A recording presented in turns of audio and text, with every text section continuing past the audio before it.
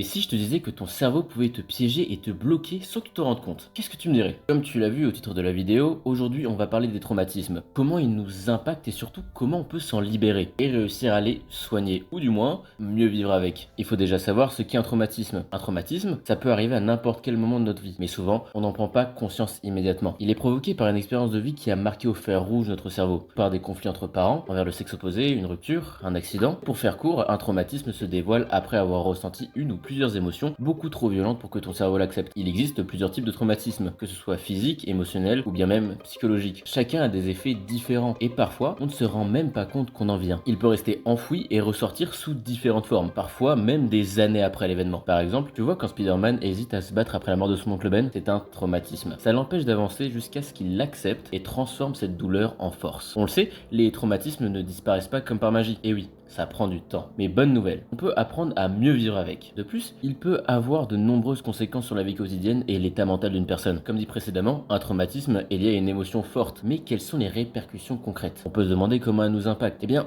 de plusieurs façons différentes. Comme une peur irrationnelle, par exemple, certaines situations anodines peuvent déclencher une angoisse intense. Elle peut provoquer un manque de confiance envers certaines personnes, les traumatismes influençant les relations sociales, menant parfois à un isolement ou une difficulté à faire confiance. Tous ces traumas qui peuvent revenir en rêve ou en flashback, vivre une scène traumatisante, que ce soit sous forme de souvenirs intrusifs ou de rêves récurrents, mais aussi des blocages et des inhibitions. Certaines personnes peuvent être paralysées face à certaines situations qui rappellent l'événement, alimentant donc cette peur, mais elle peut aussi vous empêcher d'agir dans certaines situations ou bien des pertes de mémoire, altérant les souvenirs. Dans certains cas, le cerveau met en place des mécanismes de protection, allant jusqu'à effacer une partie des souvenirs associés au traumatisme. Ces conséquences peuvent impacter la vie professionnelle, affective et sociale, rendant le quotidien plus difficile. Mais heureusement, on peut réussir à se soigner, ou du moins vivre avec ces traumatismes. Cela prendra forcément beaucoup de temps, car jamais tu ne vas apprendre à vivre avec en un claquement de doigts. Pour réussir à vivre avec, il faut d'abord prendre conscience de son traumatisme. La première étape étant d'accepter qu'un événement marquant ait laissé une empreinte. Reconnaître ses émotions est essentiel. Après cela, peut, si tu le souhaites, en parler, que ce soit un ami de confiance, un professionnel de la santé ou une communauté de personnes ayant vécu des expériences similaires. Verbaliser aide à relâcher la pression et à mettre des mots sur sa souffrance. Après ça, il faut surtout savoir prendre soin de soi, adopter des activités qui procurent du bien-être. Sport, créativité, relaxation, cela te permettra de canaliser tes émotions et de retrouver un équilibre. Tu dois également éviter l'isolement pour ne pas avoir de flashbacks qui reviennent trop souvent. Tu dois également rester entouré pour espérer oublier. Pour oublier, tu dois exprimer tes émotions avec par exemple le dessin, jouer de la musique ou toute autre forme d'expression, t'aider à mieux extérioriser et mieux comprendre tes émotions. Mais le plus important est de consulter un professionnel, que ce soit un psychologue ou un thérapeute, qui vont t'aider à mieux comprendre et traiter ton traumatisme. En bref, les traumatismes font partie de la vie, mais ils ne doivent pas nous définir. Si tu veux t'en sortir, tu auras besoin de temps, toujours te faire passer en premier, car la meilleure personne pour prendre soin de toi est toi-même, mais aussi d'être soutenu afin de retrouver une vie épanouie. Et n'oublie pas que chaque personne avance à son rythme, car la voie de la guérison est un chemin et non une destination immédiate.